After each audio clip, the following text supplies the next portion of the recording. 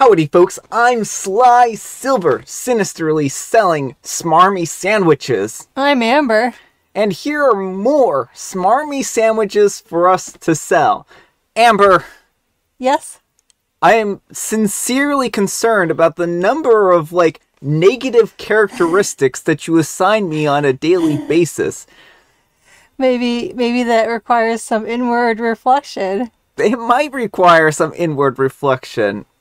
Or maybe it's just me being silly. And also, why are we sinisterly selling these sandwiches? That's what I'm trying to understand. Have I violated some health codes? Is that what's happened here? And now I am selling sandwiches out of the back of a garage. No, you just have villain music going. So it's it looks really scary and you get villain music going. I mean, that's kind of your personality in a lot of ways. Not on YouTube. I think it goes into a hole. You're a dark sorcerer. You look dark, but you're not really dark. And so it's all the music and the pretend. Folks, she's talking about a Halloween costume here. I dressed up as a dark sorcerer. I do not prance around on a daily basis in a dark sorcerer robe as her dialogue may make you think. Or does he? Let's get started before more bad things come out about me. Brian is wonderful. Alright folks, our first letter is titled, Am I a jerk for saying that my mother-in-law acts as though she's in a relationship with my significant other? I am a 26-year-old female and my husband is a 32-year-old male, and he's a complete mama's boy. He'll call his mother for hours and talk to her and spend time with her, more time than he does with me. I recently hit my 6-month mark in my pregnancy and asked my husband to help me get ready with all sorts of things for the baby. He said that would interfere with the time that he spent with his mom and replied, "Yeah, but I need you more right now. And would you do this some other time, please?" He gave me an offended look and said, "You know my mom comes before you." I was just kind of shocked, but I explained to him that we just needed to get ready with a few things here and there, and that I wouldn't need more help later in the week. He just ignored me and went to his mom's house. After a while, she called me and said I won in a snarky voice, and I just bit my tongue and I said maybe I'll win next time, and she hung up. I could hear my husband laughing in the background, and that just angered me for a little while, and I was walking around lifting my fold up, bringing it upstairs. It hurt, but I got it done. I decided to paint the nursery walls another day. Our anniversary rolls around a couple weeks later, and I woke up and I got my husband's gift ready that day, and I cooked his favorite meal. He came back from work, and I was upstairs in the bathroom, and then he left. I got all eager and happy that he was bringing some sort of surprise and waited in the living room. 30 minutes go by, and I call him saying, "Where are you?" And he replies, "Oh, I'm at my mom's house." I don't appreciate what I said about this, so please don't go too hard on me in the comments. And I said, "She may as well be having your kid. You clearly seem like you're with her." I hung up the phone, and it was probably on speakerphone, and minutes later I got a bunch of texts from them saying that I shouldn't be so jealous, that I should respect my mother-in-law, and that I should maybe find something to do instead of being a bitter jerk. Am I the jerk? Update, I read through some of the comments, and oh boy, my husband and I have been together for 5 years, and we've been married for half a year. I never really noticed things like this because I'm kind of blind to these things. I think it all started when we got married, because as soon as we did, she lived with us for about a month after she was going to be leaving my all-grown son. I think my mother-in-law is competing with me, and I might even have to give my husband an ultimatum, because after reading these comments, things could only get worse from here. I've talked to my husband after I posted this, I didn't tell him about it, and asked him why he visits his mom so often. His only response was that she's an important person in his life and he's grateful to her. BS. I've now only realized that my husband has been acting like he's married to his mom. I'm seriously considering getting a divorce because of what I have been reading. My mother-in-law has no intentions of changing her behavior. Thank you all for the input. I'm going to have a long discussion with my mother-in-law and my husband. Alright folks, what do you think? You are going in the right direction there. I really think you need to re-examine your relationship with your husband, because unfortunately, in situations like this, it's not likely to change. He has outright said that his mom matters more than you. Yeah. And that means you're always going to be playing second fiddle to her. Yeah, I think this is really an unfortunate and sad situation. It seems like he kind of like baby trapped you and then revealed his true behavior. Like maybe there were some red flags before, but it wasn't quite as bad as it is now. I think that this is one of those situations where he has shown his true colors. He's now shown you who he really is and who he values in his life, and that maybe you should take the hint and end things. I don't even know if counseling at this point in time is going to be helpful or productive, because he'll probably drink his mom there too, right? Yeah, well, and my concern is that either one, OP, you'll be functioning as a single mom, in which case you might as well not be married to him, or two, his mom is going to try taking the baby, and like that's also not a good option, and just like push you out. Oh, this is my baby now and my son's, and we're going to raise this baby, and you're just the, extra person who gave us the baby. Yeah, this could be one of those situations where OP is the surrogate, and that the real parents are going to be the mom and OP's hopefully ex-husband. But I think that OP, certainly your marriage has had a good run for 5 years, and maybe that's enough of a relationship for you to be fulfilled with this individual. And I think that there are a lot of other people and options out there who aren't going to prioritize their mother over you. But let me know what you folks think. So anyhow, take care and good luck. And Lady Athena 1987 says, "You're the jerk to yourself. He's told you and showed you many times that you and the baby are not important. Why are you still here hoping for a change?" And I just want to point out that, I mean, maybe I've said this before, but when you blame somebody, that isn't necessarily helpful or productive, right? Right. Well, it isn't. And again, a lot of this builds slowly. Like, it's probably started with small things. And like, it's easy when someone's in love to overlook this one thing or this one thing or this one thing. Yeah. So I think it's one of those things where it's hard to see the signs. And Pumpkin Bubble says this: "Surely there were signs of this to come before your marriage and pregnancy. Why are you still here?" And Phoenix Reboot says, "My mom comes before you. Said no one to their lifelong wife." And Stunning Patience 78 says, "Exactly. This is something you say to your soon to be exes only." Yeah, I mean, I think that that's really the case here. There's really just not much to salvage the situation. All right, folks, our next letter is titled, "Am I a jerk for telling my daughter, a 9-year-old female, to stop being so lazy at school and then refusing to get her tested for dyslexia?" So basically, I'm a 46-year-old male and my daughter is a 9-year-old female, and she came back home yesterday with a badly graded essay. The thing is, it's not even a page long and it was full of spelling mistakes. It's not like they asked her to write a literary masterpiece or anything. This was really basic start of the year assignment for things that should have already been mastered last grade. We're not native English speakers, so I won't bother giving examples, but it was pretty discouraging to see. Now, it's not the first time this has happened. In fact, she's been making bad grades since she started school. She's otherwise a really smart kid, eloquent, creative, and curious. So I'm not quite sure what the issue is. We've tried getting her a tutor, but nothing changed. At first, I gave her the benefit of the doubt because some kids are slower than others, but at this point, I'm convinced that she's just careless. Her brothers make good grades, so what's her problem? I'm getting quite frustrated because we want to send her to a private school, and we're saving so that she can get into a good university, and at this rate, there's no way she's going to get into either. Anyways, yesterday she brought me the essay to sign and I got angry and I told her that she's being lazy and won't get far in life and that she should stop slacking off. It's not that hard to proofread an essay before handing it in. She tried convincing me that she had proofread it, which is obviously BS because the amount of mistakes that were there. No one can convince me that this kid bothered to reread what she wrote. Some mistakes were just ridiculous, and she should know better. She started crying and left the room. My wife thinks that I'm the jerk here. Apparently, there is a whole lot more of bad essays that I never even saw because my daughter avoids giving them to me to be signed by me when she can. This really made me mad. Of course, if she can get them signed by her mom and not face any consequences, she has no reason to change her behavior. I recognize that I might have been harsh, but I don't know what to do anymore. What is it going to be when she has to write university essays, or even just write regular work emails? No one is going to take her seriously if she can't string 2 sentences together.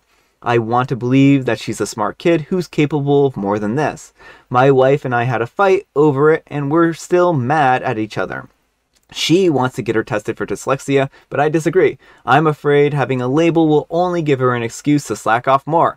You can't just play the dyslexia card out in the real world. No one cares. So, am I really the jerk here? I just want my kids to have a chance in this world. Clarification, the essay was in our native language, French. Alright folks, what do you think? Yes, OP, you're a jerk and you're completely misunderstanding the importance of diagnoses. First of all, I don't know what country you're in, so I don't know if you have an analog of the Americans with Disabilities Act, but a lot of countries do have laws that employers have to accommodate people with disabilities. The point of getting her evaluated for dyslexia is to see if she has a learning disability that is contributing to her difficulty with spelling. And if she has this diagnosis, then yes, hopefully future employers would accommodate her and help her. So, I just want to kind of talk from personal experience here a little bit. Now, I've never been formally diagnosed with dyslexia, mainly because my parents had a very similar attitude to what the OP here has. I strongly suspect that I am dyslexic.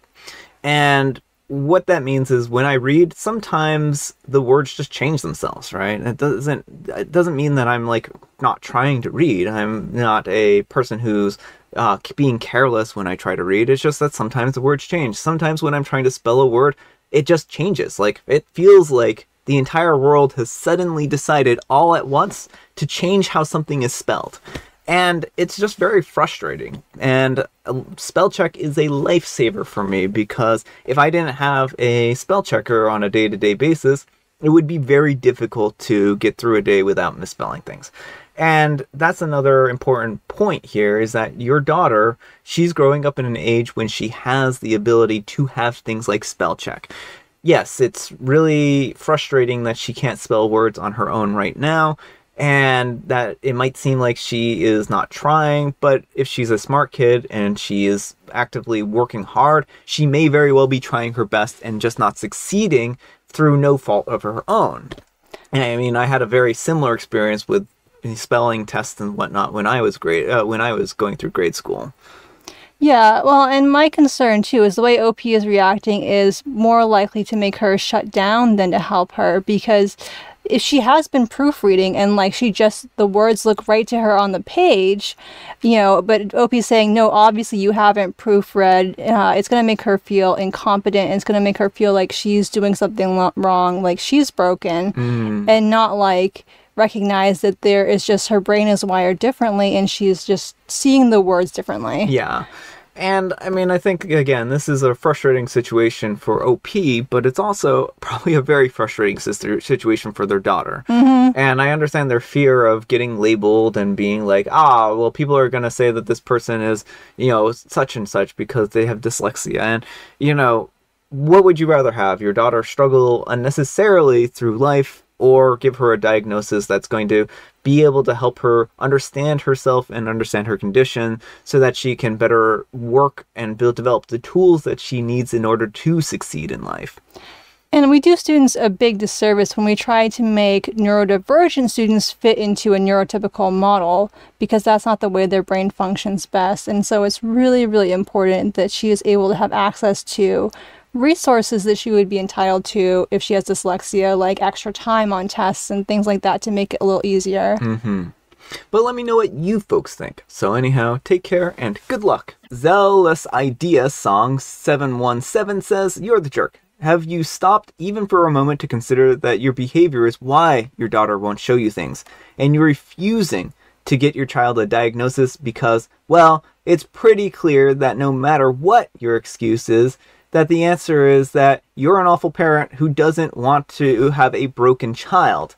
I genuinely hope that this is some kind of jerk posting rage bait. And Heavy Sand 5228 says, and the kicker here is that his strict no-nonsense parenting is doing more damage to a child in the realms of self-esteem, confidence, and functionality in the real world than a dyslexia diagnosis ever would. And to be clear, it wouldn't. Alright folks, and our next letter is titled, Am I a jerk for refusing to forgive my ex so his mistress can have him? I don't know how to start this. It's a very complicated and intertwined situation, and I'm very bad at putting my feelings into words, and even if I did, I don't want to make this too long for you guys. So I will try to compress it in a few paragraphs, and I will answer any questions for additional details that you deem necessary. My husband and I have some marital issues after the birth of our second baby. There was no lack of love or affection, at least that's what he told me. We still loved each other, and we were basically in a rough place. My husband met his now girlfriend at work, and I guess that he developed some form of feelings for her, and her for him. He came to me one day and said that he loved me so much, but that he wanted a break for a few months because we needed to work on some of our issues separately. I was heartbroken, and I agreed, thinking that we were going to get back together in our marriage. Not a week later, I heard that he was sleeping with another woman. I filed for divorce, and I haven't seen him since. This was 3 years ago. Our divorce was finalized 2 years ago. He has tried throughout the years to get in contact with me, but I refuse to even open his emails because I miss him and I know what he would be saying. Empty sorries and apologies. For me, he cheated, even if not everyone agrees, because we were on a break. His girlfriend contacted me out of nowhere asking me to forgive him because according to her, he is refusing to make the relationship official. According to her, they love each other, but he is refusing to propose or start a family with her because he feels guilty for what he's done to me. He tells her that he doesn't deserve happiness and she thinks it's all my fault. I just wrote, please don't contact me again, and blocked her on Facebook. She used an alternative account and wrote that I'm bitter and vindictive. Am I the jerk for refusing to help my ex's mistress play family with him? How is that even on me? Alright folks, what do you think? I'm going to say not the jerk here, OP. It's not your responsibility to manage your ex's feelings and behaviors. First of all, I'm not even entirely convinced that he's looking for an apology. I feel like he might be looking for an excuse. Yeah. But either way, it's not on you to forgive him. Yeah, I think this is one of those situations where he's just using this line on her and being like, oh, I would marry you, but I just don't feel like I deserve happiness because my ex won't forgive me. And which is like the worst excuse ever, right? I mean, that's just kind of like he is using this as an excuse to basically have his cake and eat it too, right? Because I think we all know that he's going to get tired of her one of these days and move on to another person, and he just is just looking to not have this extra baggage kicking around when that happens. So I think that he's a dishonest individual, and I think that this is a terrible situation. So I feel bad for poor OP here.